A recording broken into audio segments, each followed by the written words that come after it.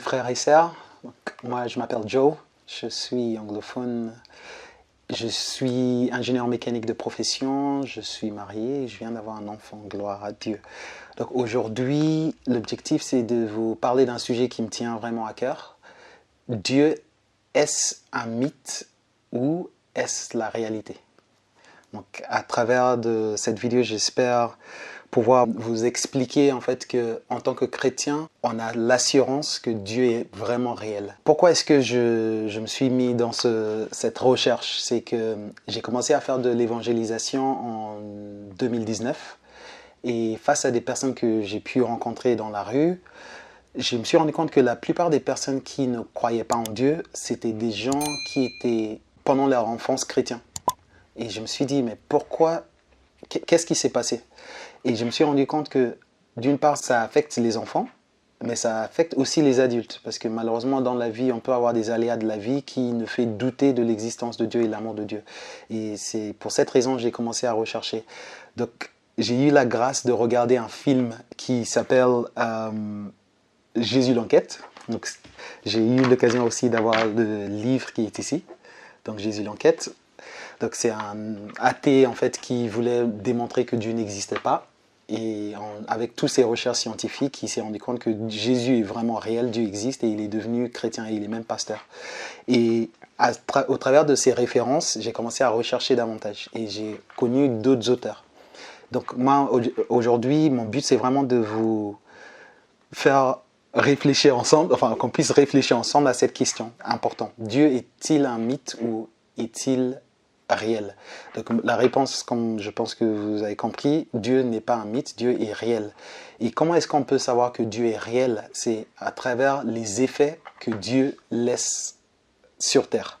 Mais avant d'aborder ce sujet-là, j'ai envie de dire que normalement, chaque être humain se pose plusieurs questions dans la vie, notamment 4 questions qui sont très importantes. La première serait, d'où venons-nous? Quelles sont nos origines? On vient d'où? La deuxième serait, qu'est-ce qu'on fait ici? C'est quoi le but de notre existence sur Terre? La troisième serait, quelles sont les règles? Comment est-ce qu'on vit sur Terre? Et la quatrième et dernière question, c'est où est-ce qu'on va après la Terre? Après cette Terre, parce qu'on voit que malheureusement, il y a des gens qui meurent. Donc, qu'est-ce qui se passe après la mort? Donc ça, c'est les 4 questions. Donc là, pour donner des réponses brèves aux questions, donc notre origine, c'est Dieu. C'est Dieu qui nous a créés. Quand on regarde Genèse 1, verset 26, Dieu nous dit, il nous a créés en son image. Le but, quel est notre but? Notre but est d'adorer Dieu. Et la règle, c'est vraiment le fait d'obéir les commandements de Dieu. Et la destination, c'est d'être avec Dieu à la fin. Parce qu'on est des esprits et on est éternel. Mais après, je sais que certains pourront se dire, mais Dieu n'existe pas. Et justement, à travers cet témoignage, je vais tenter de vous apporter des réponses. Donc, j'ai dit tout à l'heure, dans Genèse 1, Dieu a créé l'univers, et en l'occurrence, Dieu a créé l'être humain. Et j'ai parlé des effets. Comment on peut savoir que Dieu existe? Il faut qu'on puisse voir les effets. Donc, dans la science, on parle de la causalité. La causalité, c'est chaque effet a forcément une cause. Donc nous, on va investiguer sur les effets qu'on peut voir sur Terre pour pouvoir tracer la cause. Donc si on regarde les effets tout le monde voit ces effets, il y a 6 effets que je vais présenter. La première, c'est la création. La deuxième, c'est la raison. Troisième, c'est information. Quatrième, c'est la moralité. Cinquième, c'est le mal. Et le 6e, c'est la science. Donc, commençons par la création. Moi, je crois, étant donné que je suis scientifique, enfin, je ne suis pas physicien ou autre, mais j'ai fait des études scientifiques, moi, je crois à la théorie du Big Bang. Sauf que moi, je sais qui a fait le Big Bang. C'est Dieu qui a fait le Big Bang. Donc, quand on regarde qu'est-ce que la création? La création, c'est le début de l'univers. Donc, on sait que l'univers est défini par l'espace, le temps et la matière. Et aujourd'hui, tous les scientifiques aujourd'hui s'accordent sur le fait que l'univers a eu un début. Avant, on disait que l'univers était éternel, il était infini dans le temps et tout ça, il n'y a pas eu de commencement. Aujourd'hui, tous les scientifiques, même les athées, savent aujourd'hui que l'univers a eu un début. Et comment est-ce qu'ils ont pu démontrer ça? Il y a Einstein, par exemple, qui a parlé avec le théorème de la relativité, j'espère que je ne vous perds pas, où il dit que l'espace et le temps sont liés. Donc on ne peut pas avoir l'espace sans le temps. Et on sait que l'espace, donc à travers la théorème du Big Bang, on sait que l'espace a commencé parce qu'il y a eu une explosion au début. Et comment on sait qu'il y a eu une explosion? Plusieurs lauréats de la science ont fait des découvertes tellement importantes, notamment l'expansion. On voit qu'aujourd'hui, l'univers continue à expandre. Les traces radioactives, et je ne vais pas vous perdre dans tous ces genres de thèmes, mais en tout cas, on sait que donc, la création a eu lieu. La preuve, ça c'est le plus grand miracle sur Terre. Hein. C'est le plus grand miracle, c'est même pas la résurrection de Jésus, c'est la création de l'univers. Et donc aujourd'hui, on ne peut plus contester ça. Donc du coup, pour qu'il y ait création, il y a deux pensées. C'est soit de rien, il y a tout ce qu'on voit là, dans notre existence, ou soit quelqu'un a tout créé. Et le problème, c'est que moi, je n'ai pas assez de foi de croire que tout est venu de rien, un hasard. Et pourquoi je n'ai pas assez de foi? Parce que dans la création, quand on voit la précision de la création, si on prend la gravité par exemple, la gravité, il y a plusieurs, après le décimal, il y a plusieurs chiffres qui s'ensuivent. Si on bouge juste un seul de ces chiffres, même la toute dernière, il n'y aurait jamais eu l'univers. Donc ça veut dire que l'univers a été créé avec une telle précision. Et pour qu'il y ait une telle précision, ça ne peut pas être le fruit d'un hasard. Parce que quand on regarde même sur Terre, pour créer une maison, une voiture et tout ça, ça requiert de l'intelligence. Donc ça ne peut pas être de hasard. Et c'est sous prétexte là. Donc déjà, parce que vous avez bien vu, je parle de Dieu. Donc pour la création, donc, celui qui a pu créer la Terre, enfin l'univers, il doit être hors de l'espace, hors du temps et hors de matière. Parce que aujourd'hui, on s'accorde pour dire que tout ça a eu un début. Pour que l'univers soit créé, il faut qu'une personne le fasse. Pourquoi je dis une personne? Parce qu'il n'y a que des personnes qui font des choix. Les arbres ne font pas de choix, l'air ne font pas de choix, que des personnes. Il faut que cette personne soit intelligente, il faut que cette personne soit puissante, parce que de transformer rien en quelque chose, là c'est vraiment la puissance de Dieu. Donc il y a tellement d'autres sujets que je peux parler par rapport à ça, mais je vais passer à l'autre effet qu'on peut constater, c'est la raison. Ça nous fait penser à la pensée. Donc la raison, c'est notre faculté à penser. Aujourd'hui, des athées disent que nos pensées, en gros notre cerveau, c'est le résultant des molécules qui agissent entre eux. Si ça c'est vrai, ça veut dire que même ce que je suis en train de dire, il n'y a aucune valeur à ce que je suis en train de dire, parce que c'est un hasard, c'est les molécules qui bougent dans ma tête. Donc ce que je dis, ça n'a aucun sens. Donc c'est absurde d'avoir ce genre de pensée, parce que c'est tout ce que je dis et tout ce que j'entends, j'ai cette capacité de réfléchir. Et pourquoi on a ça? C'est parce que Dieu nous a créés dans son image. Donc, et même des athées, on parle par rapport à ce sujet, par rapport à la raison. Par exemple, il y a quelqu'un qui s'appelle J.B.S. Alden. Il dit que si les processus mentaux est le résultante des mouvements des atomes dans mon cerveau, j'ai aucune raison de croire que tout ce que je pense est vrai, et j'ai même aucune raison de supposer que mon cerveau est composé d'atomes, parce que tout est un hasard. Je ne sais pas si vous voyez quand vous chauffez de l'eau, vous voyez quand ça atteint une certaine température, vous voyez des bulles qui partent partout. Sauf que nous, nos pensées sont structurées. Ce que je suis en train de vous dire, elle est structurée, ce n'est pas juste des mots qui sortent. Donc ça, c'est la partie raison. Donc on va partir de la partie information qui est très importante. La partie information, quand vous marchez dans la rue et que vous voyez un panneau qui écrit stop, par exemple, ou feu, vous ne vous dites pas, ah waouh, les vents, il y a eu tellement de vent et les mots se sont apparus d'un coup. Ou si vous allez à la plage et vous voyez Joe aime Sarah, vous ne dites pas, bah, il y a eu tellement de vagues ou des crabes sont sortis, ils ont écrit ça. Vous savez que ça vient d'une personne. Ça, c'est des effets. Donc, c'est pas des suppositions. Il y a pas besoin de faire autant d'études. Il y a certaines choses qu'on voit, c'est tellement évident, on le sait. Et j'ai pris l'exemple de feu, donc c'est des choses à 4 lettres, ou Dieu aime Sarah, ça c'est quelques phrases. Quand on regarde notre ADN, elle est constituée de...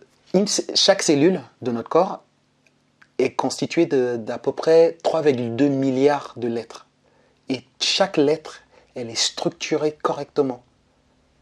Donc si, par raisonnement là, on utilise les outils de la science, la logique, si Dieu aime Sarah, il fait une intelligence pour écrire ça.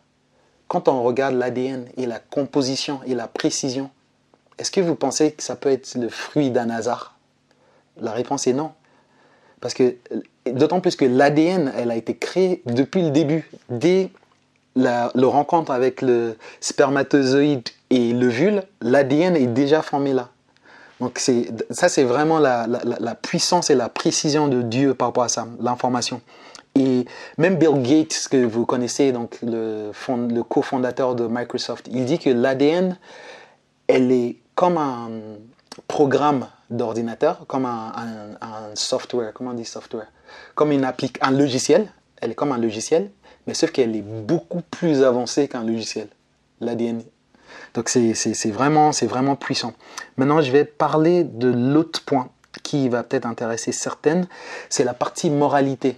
Moi, j'étais étonné quand j'étais en cours et je faisais des cours de philo, et j'ai commencé à entendre des choses comme tout est relatif. Je ne sais pas si vous avez entendu ce genre de choses. Tout est relatif, il n'y a aucune vérité absolue. Et pour moi, ce genre de phrase, avec toutes ces recherches que j'ai faites, je me suis rendu compte en fait que malheureusement, on est intimidé. Et c'est la raison pour laquelle que les enfants ou même des adultes, on perd nos foi. Parce que avec toutes ces pensées philosophiques qui n'ont rien avec la science, parce que pourquoi ils n'ont rien avec la science? Si je dis que tout est relatif, ça veut dire que ce que je viens de dire est relatif. Donc, vous n'avez pas besoin de m'écouter. Parce que je dis tout est relatif. Donc, ça inclut que ce que je viens de dire est relatif aussi. Donc, vous voyez cette absurdité avec les phrases. Mais des gens viennent avec des pensées comme ça. Mais en vrai, toute vérité est absolue. Et la vérité est même l'essence même de Dieu.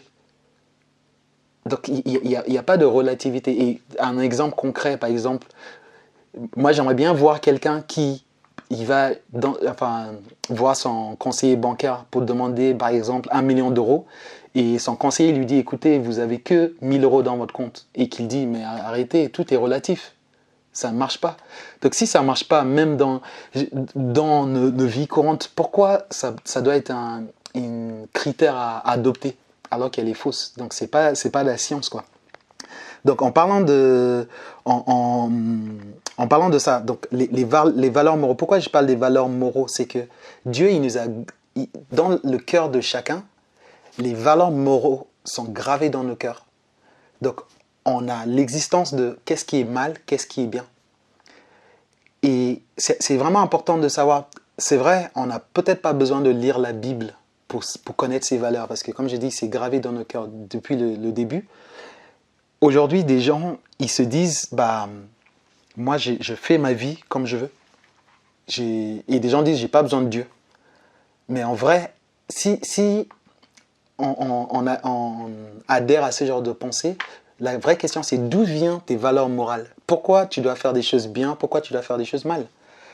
Donc, ce que j'essaie d'apporter, c'est que pour définir qu'est-ce qui est bien ou qu'est-ce qui est mal, il faut qu'il y ait un standard qui transcende, qui est au-dessus de nous.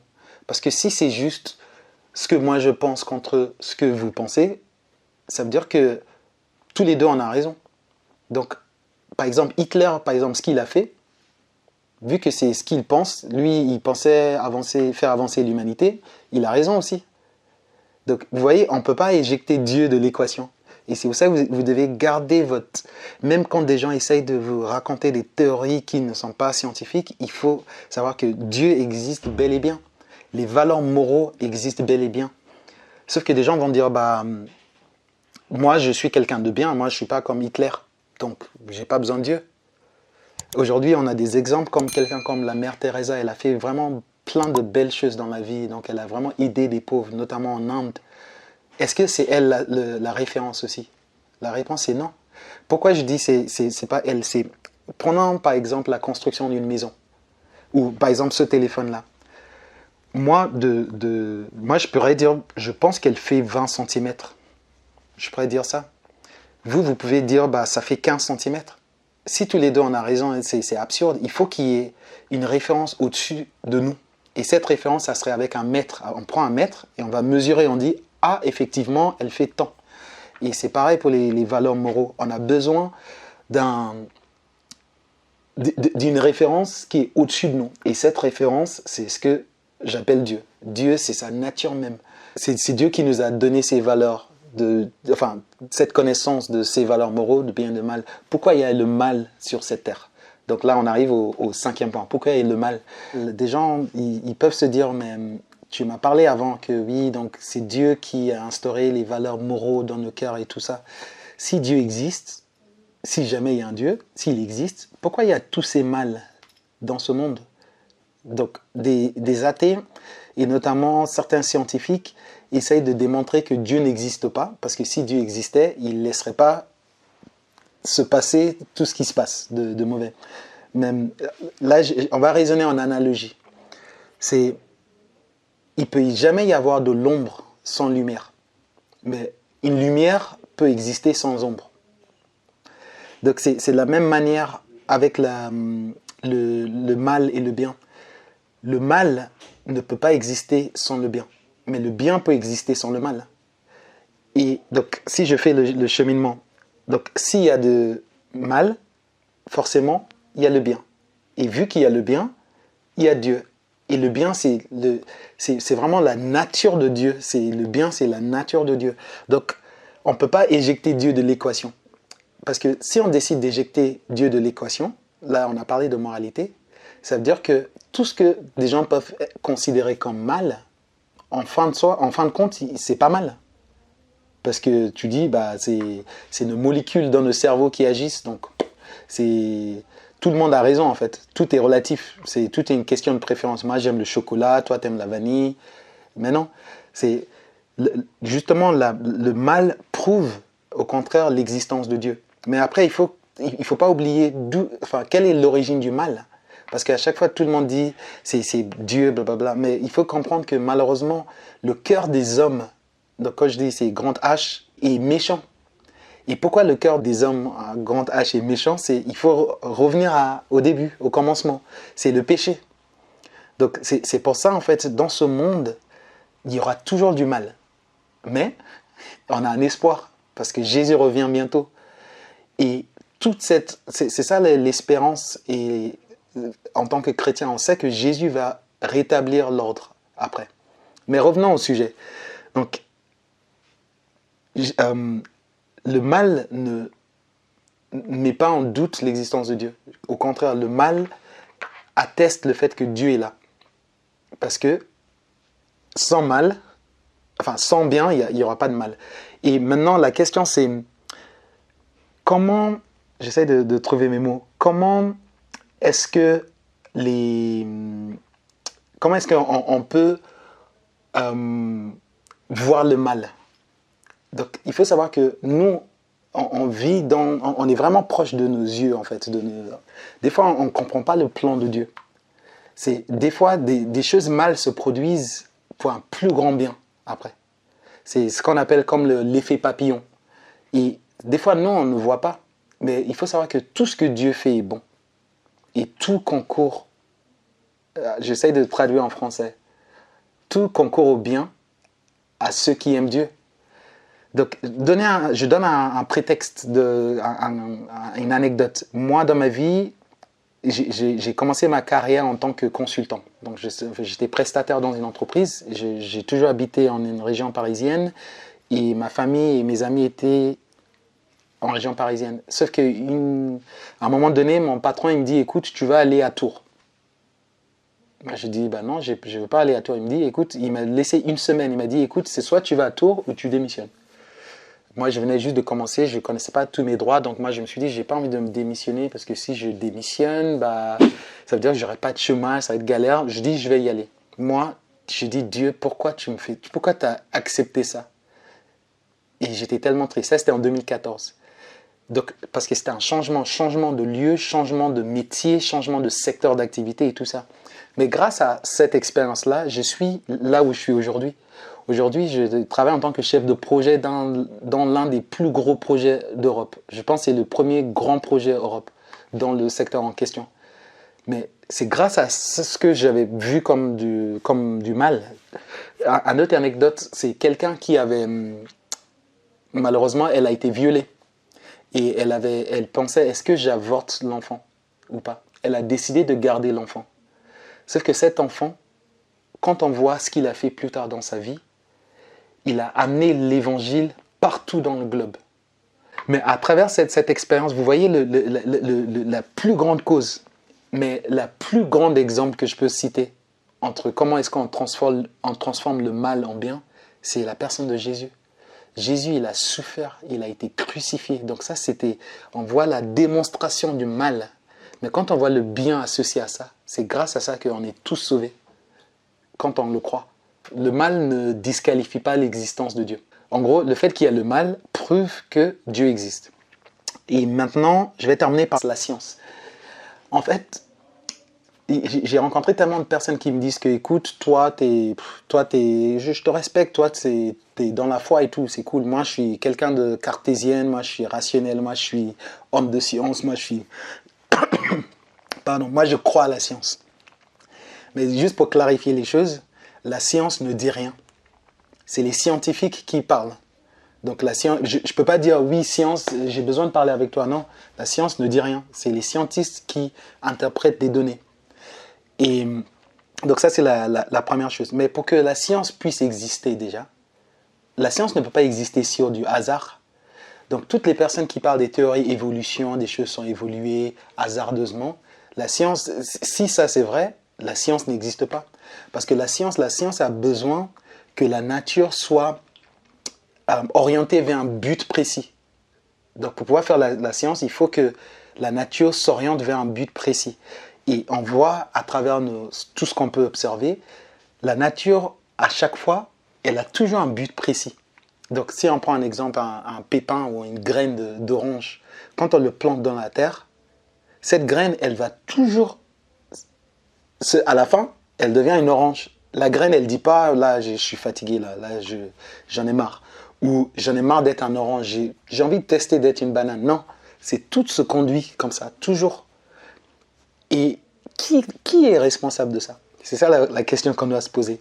Et c'est pour ça, là, ce que je vous informe, pour la plupart des gens le connaissent, et pour ceux qui ne connaissent pas, c'est que Dieu qui a créé l'univers, il maintient l'univers.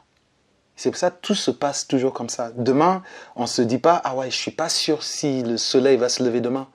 Ou mince, il est déjà 8 heures, je peur qu'il n'y aura plus la gravité. Non, tout est maintenu. Dieu, il faut le voir comme un symphonie, comme de la musique. Quand vous voyez un chef d'orchestre, Dieu c'est le chef d'orchestre. La musique, elle continue à jouer. Parce que si le chef d'orchestre il arrête de jouer, il n'y a plus de musique. Et il faut voir l'univers comme ça. Tout est toujours dans ce sens-là. Donc mes frères et sœurs, vraiment, il faut avoir cette assurance que Dieu existe. Et on le voit à travers tout ce qu'on voit ici. Et il faut laisser personne vous implanter des graines. Et c'est important, enfin, ce travail-là, parce que pourquoi c'est important? C'est quand on regarde dans la Bible, ce que la Bible nous dit. La Bible nous dit, dans votre cœur, reconnaissez le Seigneur, c'est-à-dire Christ, comme saint. S'il vous demande de justifier votre espérance, soyez toujours prêt à la défendre. Et c'est ce que je suis en train de faire. Et c'est la recherche que j'ai fait et que j'ai commencé à faire et je continue à le faire. Et je vous invite vraiment à continuer à vous intéresser par rapport à ça. Et deuxième verset pour vous, c'est 2 Corinthiens 10, de 4 à 5. Car les armes avec lesquelles nous combattons ne sont pas simplement humaines. Elles tiennent leur puissance de Dieu qui les rend capables de renverser des forteresses. Oui, nous renversons les faux raisonnements ainsi que tout ce qui se dresse présomptueusement contre la connaissance de Dieu. Donc, pourquoi je parle de ça? C'est malheureusement, il y a certains chrétiens on est ignorant du fait qu'on vit on est des êtres spirituels, on vit dans un monde spirituel où il y a des guerres spirituelles. Et pour protéger nos enfants, pour protéger nous-mêmes, il faut qu'on puisse s'armer spirituellement. La pire des choses à faire, c'est d'être dans une guerre et ne pas savoir qu'on est dans une guerre. Donc imagine que là où on est, il y a la guerre et moi, je me lève, je vais aller chercher une boulangerie alors qu'il y a des fusillades partout. Je vais mourir. Et comment est-ce qu'on peut s'armer? C'est vraiment surtout pour nos enfants, leur expliquer tous ces travaux qui ont été faits par des scientifiques à la base. C'était des gens qui étaient athées à la base. Ils voulaient démontrer que Dieu n'existe pas. Et à travers leurs recherches, ils ont réussi à démontrer, parce que c'est évident.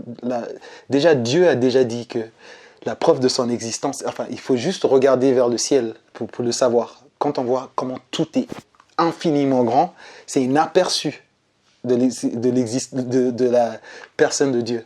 Donc vraiment, il y a vraiment des preuves pour montrer que Dieu existe. Et c'est vrai que j'aurais aimé pouvoir vraiment tout raconter, même vraiment je vais dire peut-être pour finir par là, le cheminement à voir, pour savoir si, pour protéger nos enfants, pour nous protéger nos frères et sœurs, il faut que chaque chrétien puisse répondre à oui sur les 4 questions que je vais poser.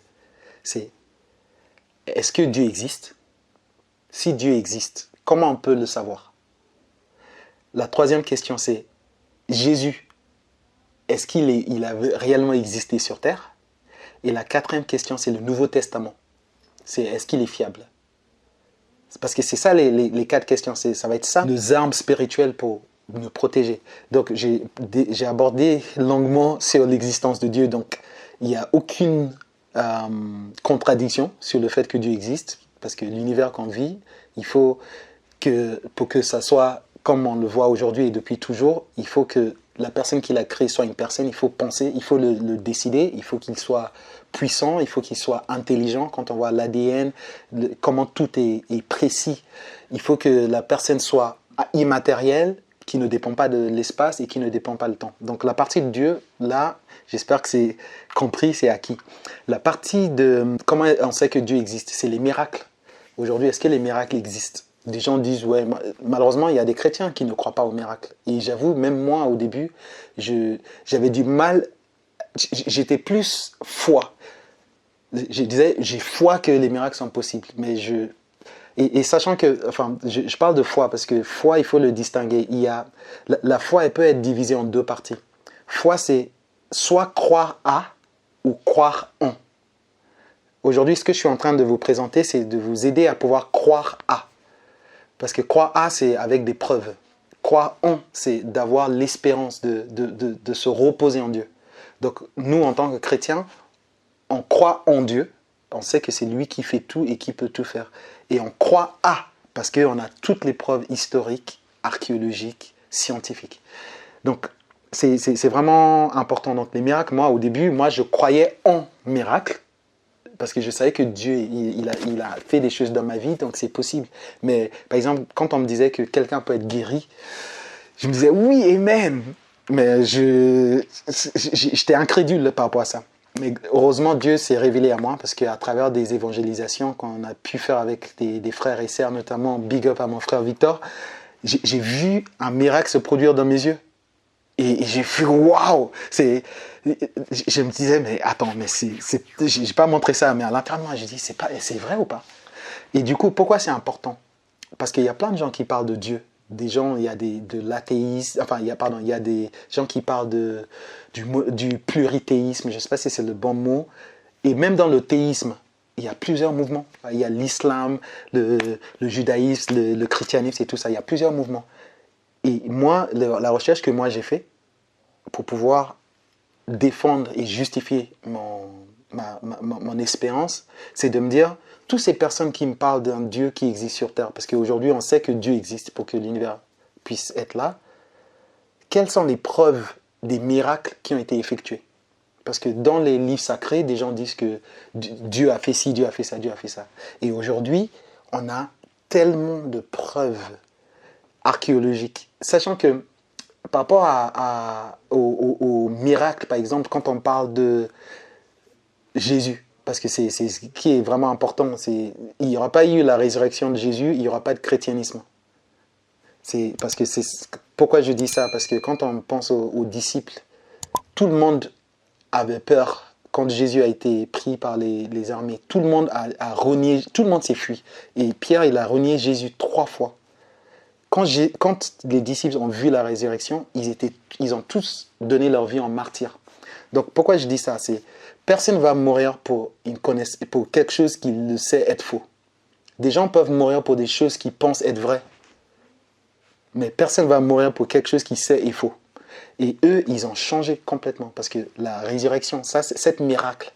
Et aujourd'hui, comment on sait que ce n'est pas un mythe? Parce que des gens me disent que, tu sais, Jésus, je pense que c'était vraiment quelqu'un de bien et il avait une bonne pensée, c'était un homme bien. Mais il n'est pas Dieu et tous ces genres de trucs, ça, c'est faux. Parce qu'aujourd'hui, on a 500 témoignages des gens qui ont vu Jésus ressuscité. Et donc, des scientifiques ont essayé de dire non, c'est de l'hallucination.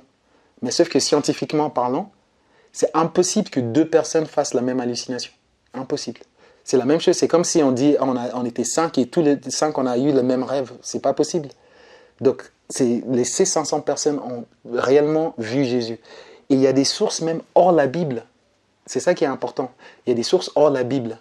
Et ces sources, on a réussi, avec l'archéologie, on a réussi à trouver toutes ces sources. Et la plupart de ces sources, ça date même du 1er siècle. Parce que des gens disent, oui, ça a été falsifié, des choses... Non, ces sources ont été trouvées dès le premier siècle. Donc, pourquoi je parle d'importance de miracles? C'est pour que Dieu puisse montrer que... Parce que moi aussi, je peux dire, je suis Dieu. En psychiatrie, des gens disent qu'ils sont Dieu. Pour distinguer qui est le véritable Dieu, il faut qu'il puisse faire des choses surnaturelles. Et Dieu a fait des choses surnaturelles à travers plusieurs témoignages, enfin plusieurs miracles dans la Bible, mais notamment celle de Jésus. Donc c'est important. Donc la deuxième question on peut parler rapidement, c'est le Nouveau Testament et Jésus. Jésus, est-ce que c'est un homme qui a vraiment existé? Aujourd'hui, on a des traces que Jésus a vraiment existé. On trouve le nom de Jésus dans les histoires des Romains, où on parlait de Jésus. On trouve Jésus même dans le peuple juif. Ils ont écrit par rapport à Jésus. Eux, ils disent que Jésus n'a jamais ressuscité, mais que son tombeau était vide et que son corps a été volé.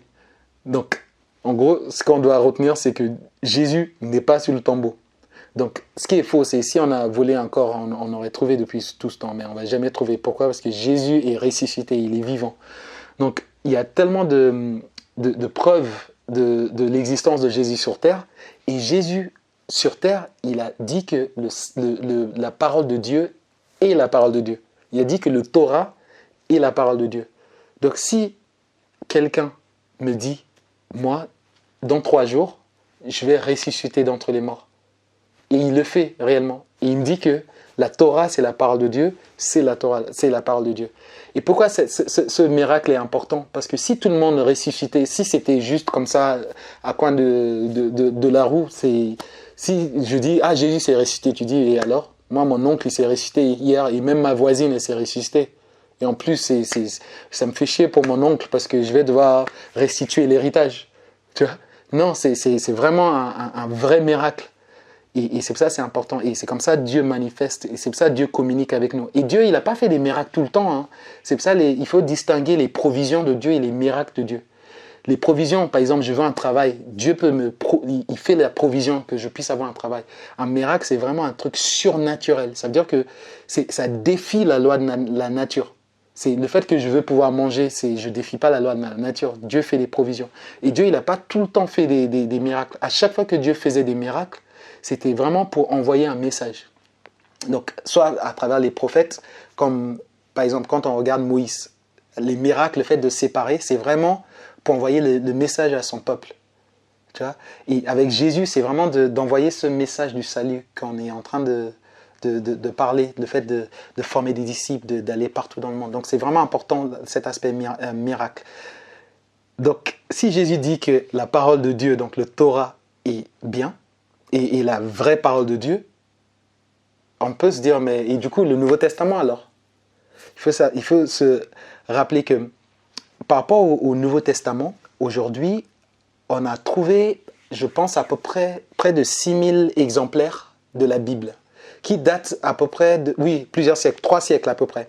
Et on a réussi à tracer le temps où ces livres ont été écrits. Donc, tout ce qui a été écrit dans la Bible, ça a été écrit pendant le moment où des personnes auraient pu dire que c'est faux ou c'est pas faux. Donc, un exemple concrètement. Aujourd'hui, je pourrais parler de cette élection présidentielle qui va arriver. Si je raconte une histoire qui est complètement fausse par rapport à ce qui s'est passé, des gens, tu vois, c'est le fait qu'on est encore là, dans les 10, 20 ans, il y aura des gens qui vont dire non, non, non, c'est faux. C'est pas produit comme ça. Sauf qu'il n'y a pas eu ces genres de traces, des gens qui ont contredit les Écritures. Donc ça, c'est la première chose. Si on regarde toute l'histoire, toute l'ancienne histoire, par exemple Charles, enfin Napoléon, tous ces personnages historiques, il n'y en a aucune qui ont autant d'exemplaires trouvés comme celle de la Bible, le Nouveau Testament. Donc, ce que j'essaye de vous dire, c'est que si on décide d'utiliser les lois de la science, donc la logique, la rationalité, si on arrive à dire que tel livre ou tel texte est authentique, si on utilise la même critère de validation par rapport à la Bible, elle est 100% fiable. Des gens vont dire, mais elle est quand même falsifiée. Mais non. Ils disent, regardez, dans Matthieu, ça dit un truc, dans un truc, ça fait un truc. Et c'est ça qui nous perturbe. Et c'est ça qui me perturbait, moi, quand j'allais à l'évangélisation ou quand je parlais avec des gens, quand des gens essayaient de me dire qu'il y a des incohérences dans la Bible. Mais gloire à Dieu, Dieu m'a permis de comprendre ça.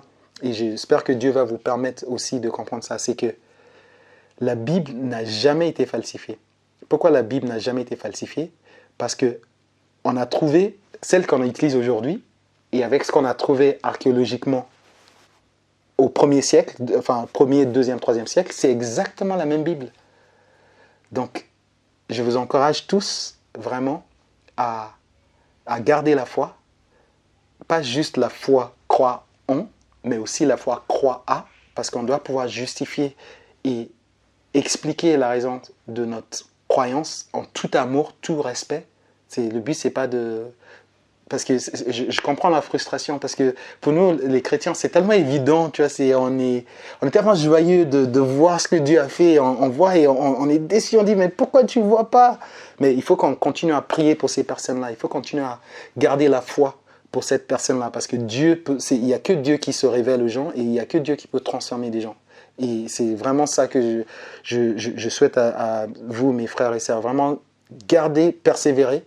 Ne vous laissez pas distraire, ne vous laissez pas endoctriner par des pensées qui essayent de réduire Dieu. Ce qui est drôle, c'est que ça fait plus de 2000 ans qu'on essaye de réduire Jésus. Mais Jésus est toujours là et il sera toujours là.